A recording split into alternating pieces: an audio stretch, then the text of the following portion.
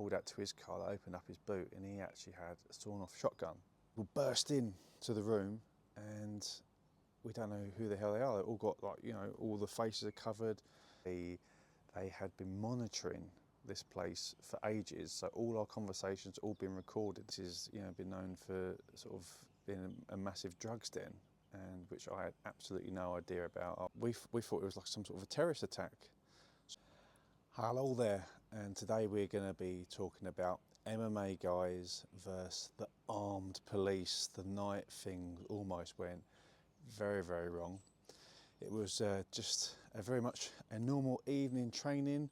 I was training in a place, a Ronin gym under Andy Jardim, and he was putting on a fight show. So all the guys were sort of fighting. They're all very het up. You know, it's getting closer and closer to the fight. Training's getting pretty intense, and you know, we're all rolling around, sweaty. Some of us topless in this like sort of very hot, sweaty room. A lot of testosterone floating around. And then, whilst we were in the sort of peak of our training, all these people burst in to the room, and we don't know who the hell they are. They've all got, like, you know, all the faces are covered.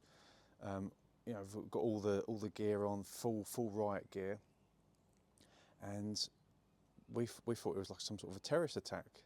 So we've all jumped up, like, oh, what are you doing? You know, like, and they're going, get against the wall, get against the wall. We ain't getting against the fucking wall, and it's all kicking off. And we've all sort of like lined up, and they've lined up, and it's all just about to sort of kick into an absolutely massive brawl. And sort of Andy, the guy, saying like, who are you, what's going on? And no one's really saying anything. They're just sort of screaming at us to get against the wall.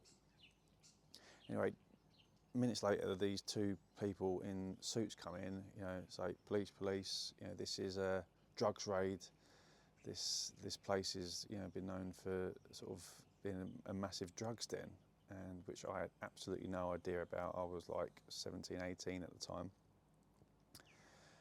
And, you know, we want everyone against the wall. We're going to take you all out individually and search your cars, make sure you haven't got drugs on you. And, yeah, that's what we did. Now, as I'm looking around, there's a lot of sort of worried looking faces in the room, and some of the guys, you know, they're all very nice, but they definitely were sort of more in the underworld part of life, I would say. And yeah, so we're sort of lined up against the wall, taking us out one at a time.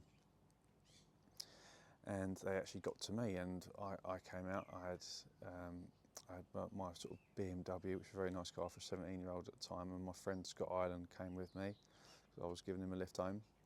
They got to my boot. I knew I didn't have drugs on it because I've never taken a drug in my life. And then I've opened my boot, and I had in there a pickaxe handle and a broken golf club. It's all very innocent. Pickaxe handle was just off. I was working as a removal man at the time. Got it off of a job, and the broken golf club, I literally broke the club playing golf, and I just left it in my boot. Anyway, these police have gone, why have you got a pickaxe handle? Why have you got a broken golf club? That's like a specialised weapon you've designed to like hit someone with. And I'm like, no, it definitely isn't. I've just broke a golf club, and I was working as a removal man. I ended up getting this pickaxe handle off of a job. It's quite innocent.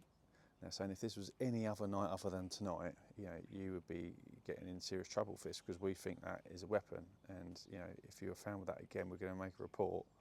You're going to be like, getting in serious trouble. I said, yep, no worries. I'll make sure I get rid of that. Never did. But me and my friend Scott drove off, and we're like, wow, what the hell is going on? So then obviously we got talking to everyone afterwards, finding out on you know, speaking to everyone on the phone, like, what's happened here? It turns out this place, the Budokan, was like a massive like drugs front. It used to run martial arts classes, but it is also the people running it, they were like big time drug dealers. And apparently they had been monitoring this place for ages, so all our conversations all been recorded. The police had put all the stuff up, so they knew exactly what was going on in there. And yeah, apparently been going on for a very, very long time. So I sort of was finding out like what happened afterwards, and one of the guys we were training with, he got pulled out to his car, they opened up his boot, and he actually had a sawn-off shotgun, which was loaded. And and he was one of the guys that was looking very, very worried whilst we were training. And amazingly, he got off of it. Apparently it wasn't his car, it was his friend's car, and his friend sort of took the rap for it and got in trouble for that.